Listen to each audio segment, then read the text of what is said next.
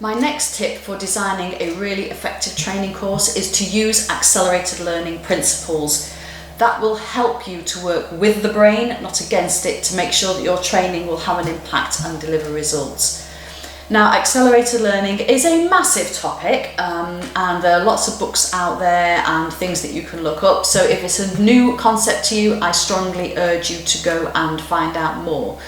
But in a nutshell, the sort of things we mean by accelerated learning is the fact that we learn through our whole body, not just our minds. So we need to engage a little bit, linking back to the other stuff about emotions, and engaging more than one sense in learning. So if we can actually hear, see, feel and touch something, it's going to have a much bigger impact and we're going to remember it a lot more easily.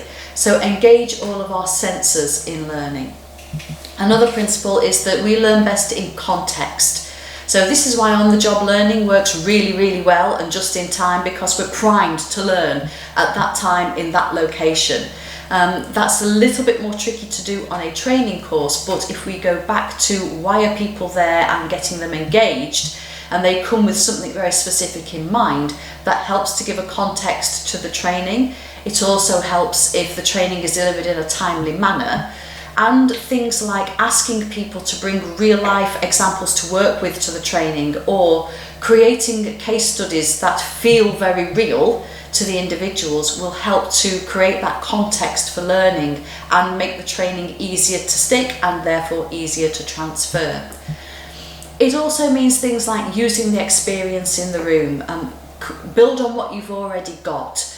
Don't assume that everybody knows nothing. Get people to bring their expertise and insights to the room.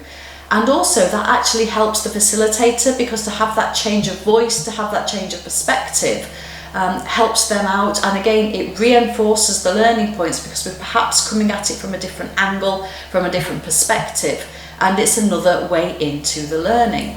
Other things like collaboration aids learning. So actually learning is a social thing. The more we can involve people, the more we can get people working in groups and getting those social connections, not just in the workshop but before and after as well, really helps helps us to learn things.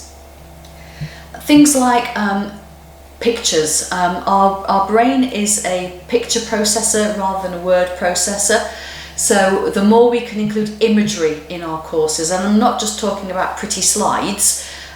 Slides are a whole new topic and I won't go down that rabbit hole, but providing great images, so pictures, diagrams, or using stories to provide mental images really help things to stick in the mind and create that lasting impression.